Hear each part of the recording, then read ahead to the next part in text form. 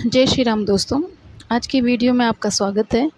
आज के वीडियो में हम बात करेंगे श्री सत्यरुद्र संहिता का 33वां अध्याय के बारे में, जिसमें हम भगवान शिव के ब्रह्मचारी अवतार के बारे में बात करेंगे।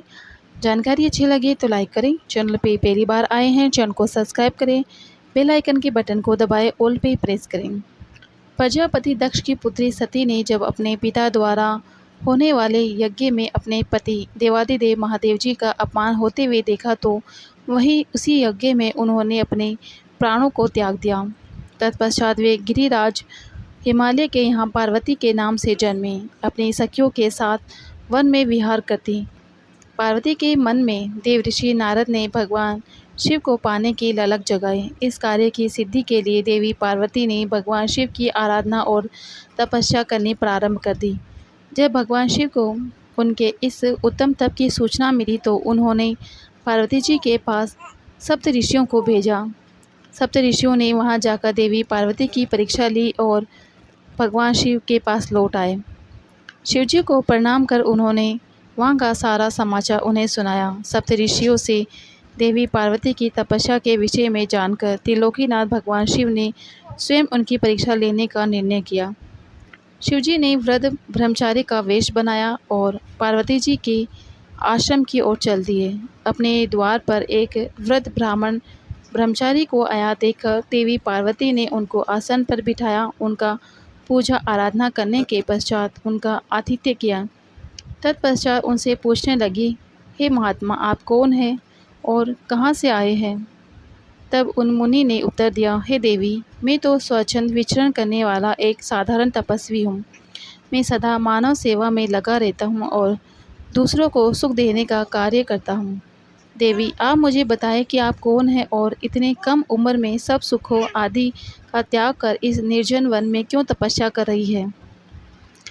तब देवी पार्वती उन ब्रह्मचारी रूप धारण किए भगवान शिव के प्रश्नों का उत्तर देते हुए बोली, हे मुने, मैं गिरिराज हिमालय और देवी मेना की पुत्री पार्वती हूँ। मैंने भगवान शिव को अपना सर्वस्व समर्पित कर दिया है और उन्हीं को अपने पति के रूप में पाने की इच्छा मन में लेकर मैं शिव जी की तपस्या कर रही हूँ, ताकि वे मुझ पर अपनी कृपा दृष्टि कर मुझे कृतार्थ करें।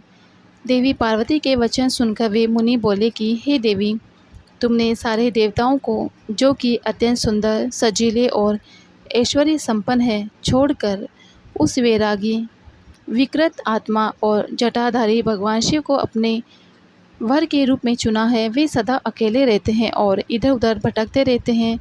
इस प्रकार वह ब्रह्मचारी भगवान शिव की बहुत निंदा करने लगा।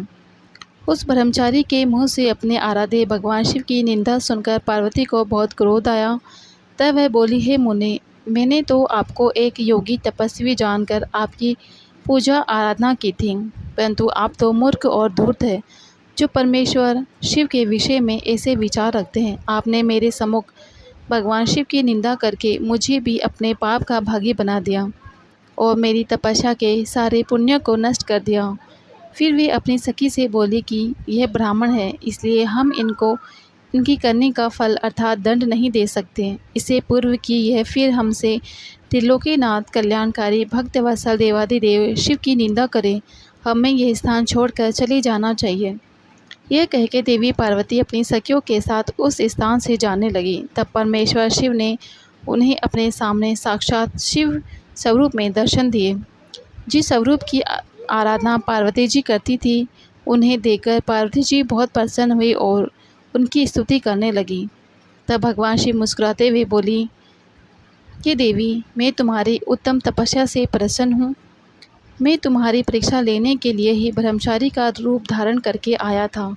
मेरे प्रति तुम्हारी श्रद्धा और भक्ति ने मुझे यहाँ आने पर मजबूर कर दिया है। मांगो, क्या मांगना चाहती हो? मैं तुम्हारी प्रसन्नता के लिए सब अभिष्ट तुम्हें प्रदान करूँगा।